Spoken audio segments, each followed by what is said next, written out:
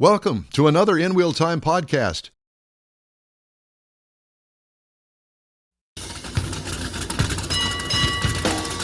It is the InWheelTime Car Talk Show, award-winning, I might add. Just ahead, roundy round know-it-all Rodney Rodriguez and fall circle track events. Plus, Jeff has the cruise in and events calendars, and I'll bring you stories making automotive news headlines this week. Howdy, along with Mike out of this world, Mars. We always need more Jeff Zekin. Chief Engineer David Ainsley, who is in the house this morning. He is. Sitting over here yelling at us, don't do this, do that. You've got it all jacked up. I'm Don Armstrong, and it's all my fault. That's pretty much what he said. I've been well-trained after numerous wives and mess-ups and don't need to go into that in much detail. Really? Come on now. All right. Well, we won't. Good morning, Mr. Mars. Howdy again. So for those that are just now joining us and going, wait a minute, they don't have the license plates on there. And it works. They don't have the muscle car thing on there. No, we don't. It's a new setup. It's a new day. We're doing this from a new studio, and we're trying out something new. Mr. Mars championed this. Yep. And so far, so good. Mr. Ainsley over there. These gentlemen did a fantastic job. Just mentioned the fact that seems to be running pretty well. And if you see the background, info@InWheelTime.com. Send a picture of your hot rod and send it to Mike, and maybe he can put it up, at a future date behind us. Yeah, we show it off. Info@InWheelTime.com. Send us your hot rod. Yeah. Is Rodney with us? Yes, sir. He's ready. Yes. Oh, All my right, God. Rod. Ladies and gentlemen, Hubba. here he is, Mr. Dirty Air himself. Ladies and gentlemen, Rodney Rodriguez. Where in the world are you? Why is it so dark in there? Is it nighttime where you are? Cell block E? Pretty much. This is actually my home studio, but I don't have any lighting on, so a little calmer. Man, look at you guys, man. That's some fancy stuff you got going. Yeah.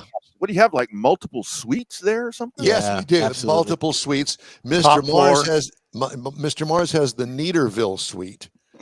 And we have the You'll Houston see suite. sheep and goats running by in a minute.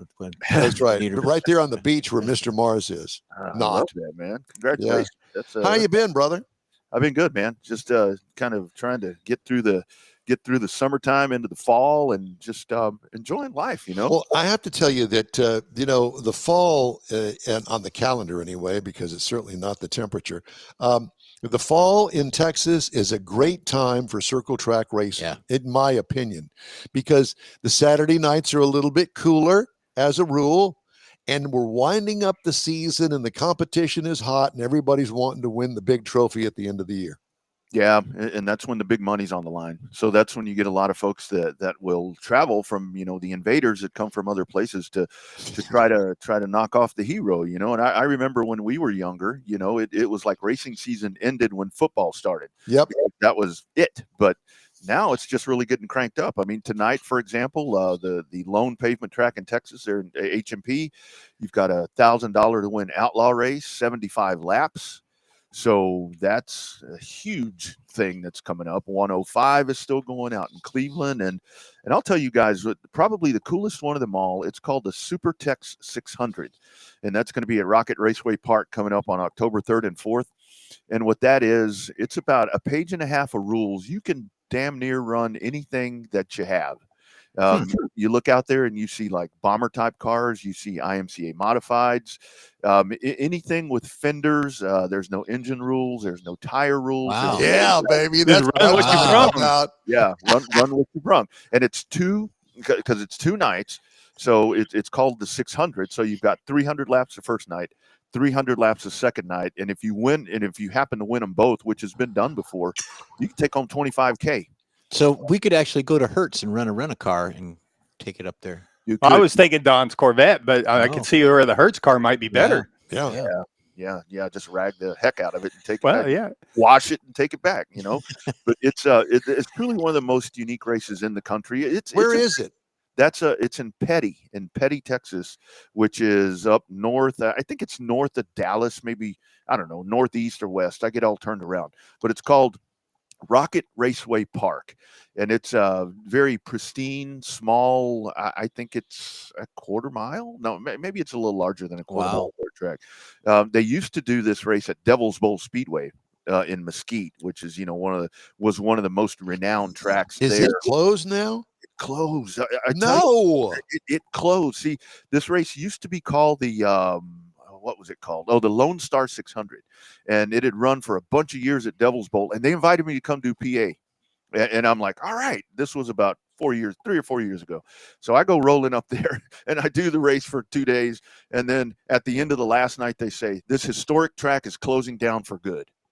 I'm like, man, I should have stayed home. Look what I did to this. Man, I am so sorry to hear that. And that seems to be the trend these days. So what does a racer do? I mean, once you're a racer, you're always a racer, and you've got that in your blood. And now you have to pull your car, halfway across the state of Texas, which could be 1,000 miles to get to a track. That's where we're fortunate here that there are so many dirt tracks, and to get them all in the same rules package is the other problem. To where you would think that would be a simple concept and be really good for business, but you've got probably 2 different sanctioning bodies, and then you have one class of car that's just exploded, and it's got 3 or 4 different sets of rules to where guys can just and that's these $5,000-$10,000 factory stock shows that I was talking about the last time, to where these guys come in and it's, if they could get on the same page, because what you have now, you have a nice balance with everything up in DFW, and then you kind of have the isolated central tracks, which I would call like 105 out y'all's way, and Cotton Bowl Speedway in Page, which is closer to me. And then you've got the stuff further down south with Corpus Christi and Pleasanton and Edna, to where and then Waco right in the middle, to where there are enough tracks to do that, but still they get in their own way, guys. And it's like, I just don't understand. Do these tracks coordinate the events they have? Like you just mentioned, Waco, Corpus, and out by you. Do they look at each other's calendars and say, okay, you're going to take this race, we'll take the next one? Do they rotate them like that, or are they just free for all? Hey, I'm running a race. They try to. There is a little bit of cooperation now, to where in the past I think tracks intentionally scheduled on top of each other. And what does that do? I mean, that cuts your car count down, that cuts your fan count. It divides the racers, for one thing. But I think they're trying a little harder. What you actually do see now is that let's just say, for example, out here my way, let's say that the track in Edna, let's say that the Texana Raceway Park has a big factory stock race scheduled on, I don't know, pick the date, April 14th. Corpus Christi, which is about 100 miles down south, and then I-37, 150 miles east in Pleasanton, they'll say, okay, well, we're not going to run the factory stocks that night. If we have a race night, we'll give those cars the night off so they can maybe go race with you. So you see a little bit of that, but it's still, when you lose tracks, it gets extremely tough. But there's an influx to it where pavement is different, because like I talk about Houston tonight, I mean, if you're not going to run Houston, there's a big over in Opp, Alabama, at South Alabama Speedway, which is literally in the middle of nowhere. They call it the town of Opportunity, OPP. And I'm like, opportunity for what? Farming? Loneliness. You've got a big pavement race there, and then Pensacola, or Mobile. But hell, how close is that? Well, and let's face it. I mean, from my experience, you've got the asphalt racers and you got the dirt racers. Yes, there is a little bit of cross traffic there between the 2 racetracks, but it's a lot of work and a lot of money to be able to switch off and be able to be able to do both of them. Yeah, it's impossible. Anybody that's going to try to do it, there's a kid that's racing out. He'll race at Houston tonight in that outlaw $1,000 race. His name is Jared Maupin, and that's a guy to where that guy is actually so good that he has the fortune to where he has his own car, but he doesn't have to drive it because he drives for other people. And that guy, I mean, there's probably 4 or 5 different cars that you'll see him in, based on whatever, dirt or asphalt, but based on what he's going to be trying to do that night. And it really is. There's not the easy swap over that there used to be, back in the older days. You could do it. You could do it and you could be competitive. But if you just try to change tires and change some springs and change some shocks and go from one discipline to another, you're going to get lapped on lap 2. I mean, that's just the way it is now. Why is there no cooperation between these tracks? That you would have the asphalt tracks within 500 miles of each other, cooperate with each other and say, okay, I'll take this Saturday night, you take this one, you take that one, and have some sort of a rotation that the drivers know what you got coming up. And same thing with dirt.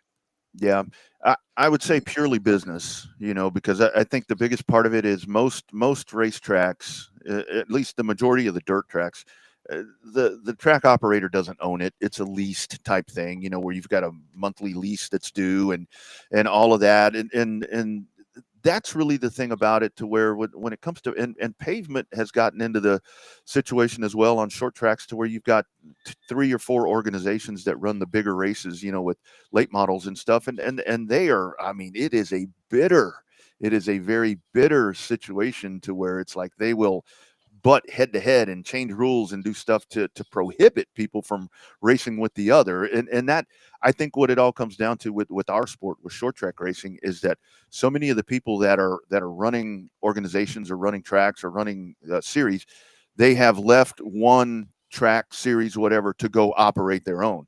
So it's probably personal, unfortunately. Rodney, which has the most fan base, or which is the most popular, the dirt or the asphalt for the Texas?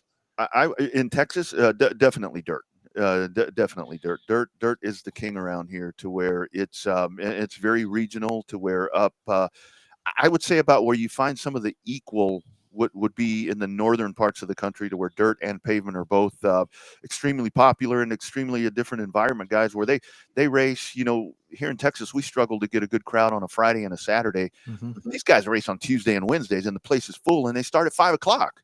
And it's like, damn. Well, Friday night football kind of hurts some of that. Yeah, because that same region that the dirt tracks are coming up in, that's part of the culture there, to get out on Friday night. Yeah, and I also think that the tracks run on pretty tight margins, so it gets really competitive there. You got to offer a big purse, and you don't know for sure the crowd's going to show up so that you can make it. Yeah, and the equality of the dirt and the asphalt up in the Northeast, as he said, they've got another avenue. They got the ice racing too. They've got all the snow, and let's do that. That's popular up there. Hey, let's shift gears for a minute. Let's talk about NASCAR before we wrap things up here. And what in the world has happened with NASCAR? What's happened with IndyCar? Let's talk about NASCAR first. NASCAR, I guess, there was a little bit of a hesitation on your part. How long do we have? We're going to have the Jerry Lewis telethon if we want to. That's right. But it's like, NASCAR and I get the diversity with what they're trying to do with schedule changes, and I'll tell you, I totally understand the reason of going to this car, this next gen car, Gen 7, whatever it's called. But it has totally destroyed the competitiveness of the Cup Series, because the car is just, we talk about this on Revved Up all the time, to where the car is just too smart and the car is too good. Whatever, there are very small adjustments that you can make to it, but the car will absolutely run well on any track that you put it on. I mean, it's a sports car. I mean, this is a sports car, what they're doing. And the hot topic right now is the point system. Mm-hmm. You had Joey Logano that wins last year and actually got his way into the playoffs based on somebody else's misfortune and wins another championship. And now it's like, change the playoff system back, or a lot of people want it to go back to the 36 races. Whoever's at the end of this is the champion. Absolutely. And that's a great way to do it. The playoffs, I think, builds a little bit of intrigue to it as well. But I mean, the bottom line is to it. I was talking about this to somebody the other day, to where I just think with the Cup Series, there's just too many races right now. And I get that markets want this product, but when you look at it, what is football? 20 weeks, 24 weeks, whatever it is. Basketball's long. Baseball is losing momentum because there's too many games. They're talking about shortening seasons. Cup racing with now streaming and different things to do. Exactly. Yep. People just don't need to see it every week. Yep. And there's no personality, and the competition's not good. Well, and then you got all these infighting with the Cup teams. Heck, you've got Jimmy Johnson's coming back to run again. Now, you retire, and what's the back? Is it just my stupid perception, or is IndyCar actually gaining audience and they're becoming more popular? Is it just me being stupid? IndyCar, and this is my stance on IndyCar. IndyCar is done for the season, and right. IndyCar, I think, has been done for 4 weeks. I think it's been a couple. Yeah, okay, a couple weeks, and I totally get the shorter season, but you are done way too early. You fall off the map. Yeah, I agree. And what happened to them was they finished up their season, and then you have the dominoes start falling with Colton Herta is going to go be an F2 test driver. Yep, exactly. Will Power's going to Andretti. That happened. Right. 2 days after the season. Right. So it's like that's big news, but boom, it's done, and we're not going to hear nothing about them until March. And what's even more frustrating to me about IndyCar is that now that's a competitive form of racing, and they have one hell of a driver roster. That's look at It's top, deep. Yep. yes, top to bottom. And I wish they'd run more ovals. I get that that's dangerous, but I wish they'd stretch the season out. And this Penske thing this year with the mess with the cheating and the disqualifications and Yep. Penske being an owner, it didn't help, but they seem to have gotten by that. I'll bet you Roger was livid. Oh my God, I wouldn't want to be in within 100 miles of him. It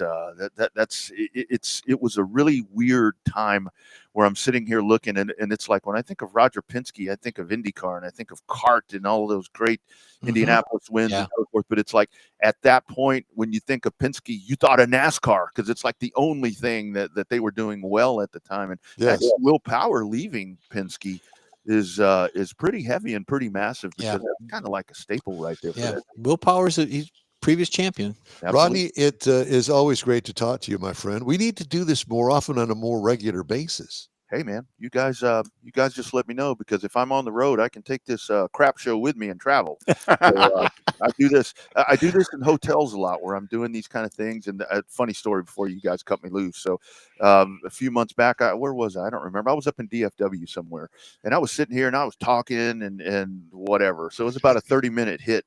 And I go walking out of the hotel room, and one of the ladies there that's working, she kind of peeks her head out from the door of the room next door, and she's like, "Is everything okay in there?" I was talking to myself. Cool. Gotta love it. We're going to send you a flashlight. There you go. That's it. Rodney, it's great to talk to you, my friend. We love you. Thank you so much for joining us today. And take care. Let's talk to you before the year ends. Absolutely. You guys be well. Take care. Thank you. Appreciate you. Hey, coming up, Jeff has the cruise in and events calendars, and I'm going to have the stories making automotive news headlines this week. Stay with us on the award-winning InWheelTime Car Talk Show. We continue after this quick break.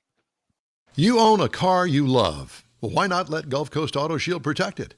Houstonian John Gray invites you to his state-of-the-art facility to introduce you to his specialist team of auto enthusiasts. We promise you'll be impressed. Whether you're looking to massage your original paint to a like-new appearance, apply a ceramic coating, install a paint protection film, nano-ceramic window tint, or new windshield protection called ExoShield, Gulf Coast Auto Shield is where Houston's car people go. Curbed your wheels? Instead of buying new, why not have them repaired? How about a professionally installed radar detector? Gulf Coast Auto Shield does that too. Get a peek inside the shop and look at the services offered by getting online and heading to gcautoshield.com. Better yet, stop by their facility at 11275 South Sam Houston Tollway, just south of the Southwest Freeway, and get a personal tour. Gulf Coast Auto Shield is your place to go for all things exterior. Call them today, 832-930-5655 or gcautoshield.com. The award-winning InWheelTime Car Talk Show now reaches 5.3 million folks each year. Check us out on InWheelTime.com, the Odyssey radio app, YouTube, Facebook, and just about every other entertainment source out there, including our live broadcast every Saturday, 10 to noon Central Time. The InWheelTime Car Talk Show has informative automotive guest interviews, new car reviews, along with popular features including Jeff's Car Culture, the latest new cars, cruise-ins, and racing dates. It's InWheelTime.com. Join us. Hey, be sure and join us for our live show every week. InWheelTime airs Saturdays, 10 to noon on Facebook, YouTube, and InWheelTime.com. We thank you very much for joining us today. Again, it's our new setup. Mr. Mars is in Neederville. We're over here in Houston, and we hope you like our new setup. I like it. I'm glad that you do. I Jeffrey. do. I like it. Remember, and thank you, David Ainsley, for David. coming out here a dozen times, and Jeff and Mr. Mars is doing a fantastic job. We still have some little glitches here and there. One of them, a big one, was mine, and I apologize for that, but we're getting through it. All right, time now for the Cruise In and Events calendars. Jeffrey Hinton. Super Cruise in Silsbee. It's September 27th, 8 to 4. It's at the Kirby Memorial Football Stadium at 1005 North 7th Street in Silsbee. Be there, be square. This event, Silsbee in a long time. Yeah, this event set to offer spectacular car show experience with all proceeds going to benefit local charities, which we are all proud to help out with. It includes a variety of classes, sponsored awards, free T-shirts provided by all registered cars, array of food, and all that good stuff. So check it out. It's down in there, Silsby. The next one we have, Don, you'll like this one, and David, you particularly, Fun Buns 4th Saturday Cruising. Fun Buns. Does that mean you have to have a man bun? Well, Jeff, you're not alone. No, I'm out. Yeah. 27th from 11 to 2. So Fun Buns is at 15,000 Texas 46 in Spring Branch. Fun Buns 4th. It's the 4th Saturday. Welcomes automotive enthusiasts, food lovers. Enjoy the showcase of cars, trucks, and hot rods. So it is a reoccurring event. So take your buns out there and have fun with them. Brazoria County Cars and Coffee, September 28th. It's a Sunday, 9 a.m. to 11 a.m. at 221 Parking Way Street in Lake Jackson, Texas. Parking Way, not far from here. It's a nice place. So it's the Brazoria County Cars and Coffee, set to take place in Lake Jackson. Attendees are invited to gathering at 9 to 11.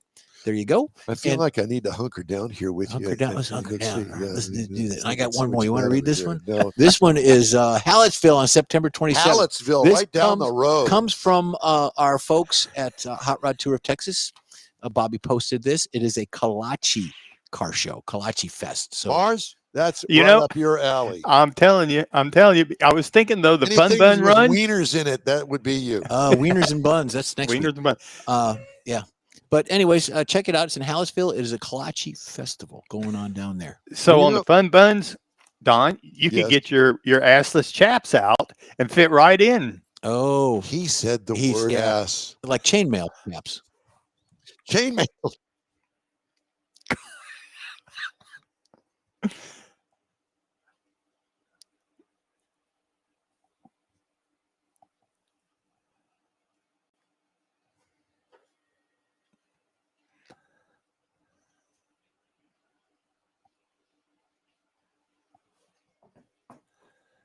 All right. I think we ought to go ahead. Don's doing some headlines.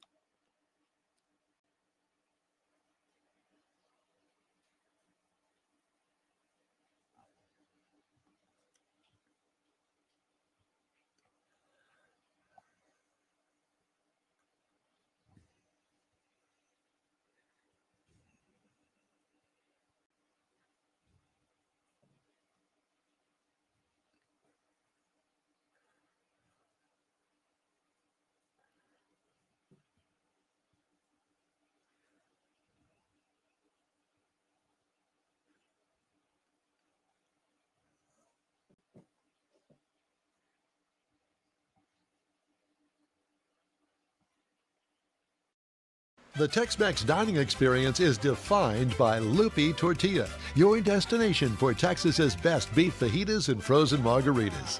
Since 1983, Lupi Tortilla has served authentic and time-tested recipes made with the freshest ingredients.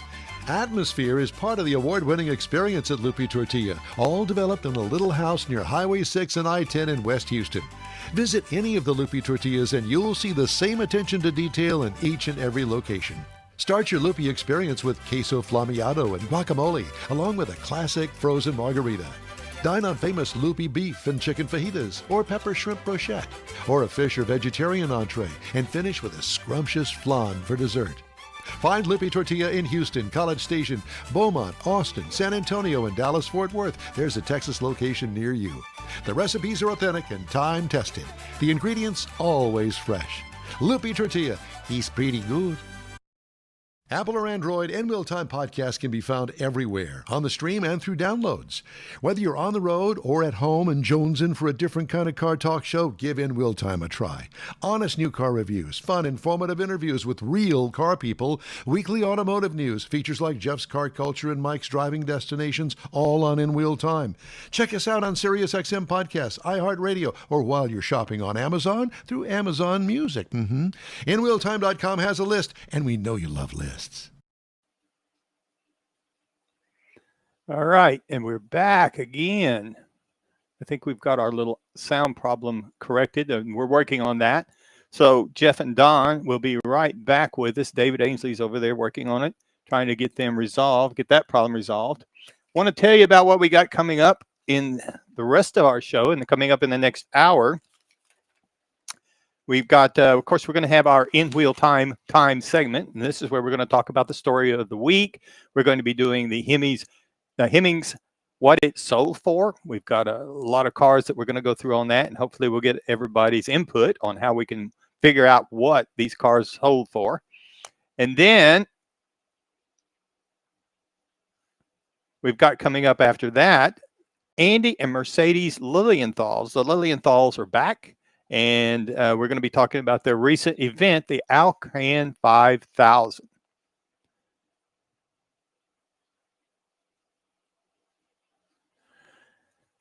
And then from there, we're also going to have some features like the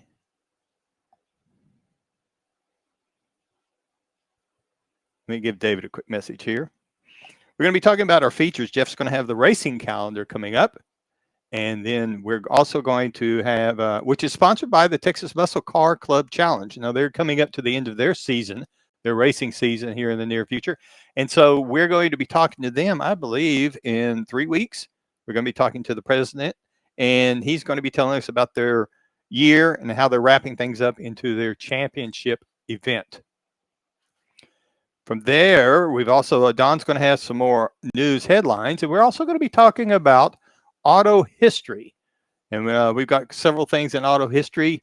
We kind of go through that each week to kind of get a view at, the car industry's changed a lot in the last 100 and 200 years or so. And it moves pretty quick. Some of the things that we find that we talk about in 1 week, like Henry Ford, very popular person in the automotive world, but he would do things and then it might show up a year later. So it falls into the calendar quicker, like the Model A phasing out, the Model T coming in, some of the racing and stuff that they do. It all turns out pretty quick.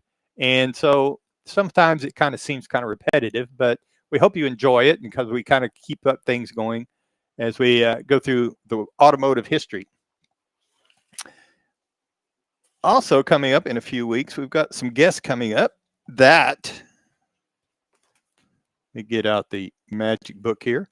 Yeah, I'm old school. I got to write stuff down. So coming up next week, one of the guests I'm really looking forward to is a guy, the CEO of AutoFixit.com. Now, this is an app. Everybody's going to an app where you can go in. You can actually send them some pictures of your car, a little bit about the information you've got it, and you can get bids on getting your car repaired, collision repair primarily. And they've got a network across the country of different companies that they've vetted and partnered with to, I guess, make referrals. We haven't tried it yet. Fortunately, I haven't needed it, but it can kind of give you an idea of what it will cost to get your car fixed. Because you go into the body shop, you really don't know, and it's not exact, but it's a good estimate to kind of help you get started on figuring out what you're going to do as far as getting that car repaired. And a couple of instances, just personal stuff. Granddaughters driving cars have an accident. So is it worth getting it fixed? It's an older car. It's a school car. Do you want to spend several $1,000s getting it fixed? Or do you want to say, okay, I'm going to file it myself. I'm going to fix it myself. I'm not going to file it on the insurance and take the chance on the insurance going up. A lot of things that you got to kind of figure into it. And I think this could be a tool. We're going to check it out, but this could be a tool to help you do that kind of decision-making process. And then what else we got coming up? Oh, in a few weeks, we're also going to be talking with the crew from the Spring Branch High School Museum Foundation. Now, this is a remote that we're going to do. We did it last year out at the high school, and they actually have a museum there in Spring Branch that it's in the school, one of the school buildings, and it's pretty amazing when you walk in there and realize that this is 30, 40 years worth of history. They've got their old band uniforms. They got newspaper clippings from students that have gone off. And it really didn't mean anything personally to me as per se, I didn't go to school there. But I happen to think, well, what if my school would have done that? My grandkids coming up through school now, what if they had a chance to go see some of these things from, the state football championship back in the 50s? And, some of the bands, the band students could look back and see what the old band uniforms look like and how things kind of changed over all the years, as well as all the awards people have won. So it's kind of it's a unique deal, and it's a fundraiser. It's kind of a weekend thing. We're going to be there for the car show Saturday morning, and that's on October the 18th. And you're going to get more information. We'll have the flyers up next week and start helping them to get ready for that show. And I don't think that we need any of that. Well, maybe not. I know. Well, we're back, Mr. Mars, and sorry, we had a computer issue here. David has fixed that, but it's time for us to start the second hour, if you don't mind. Are you ready to do that? Let me flip the page here. Yes, sir. All right. Well, anytime you're ready, let's start it. All right. Well, you got the magic buttons. That's it for this podcast episode of the InWheelTime Car Show. I'm Don Armstrong, inviting you to join us for our live show every Saturday morning on Facebook, YouTube, Twitch, and our InWheelTime.com website.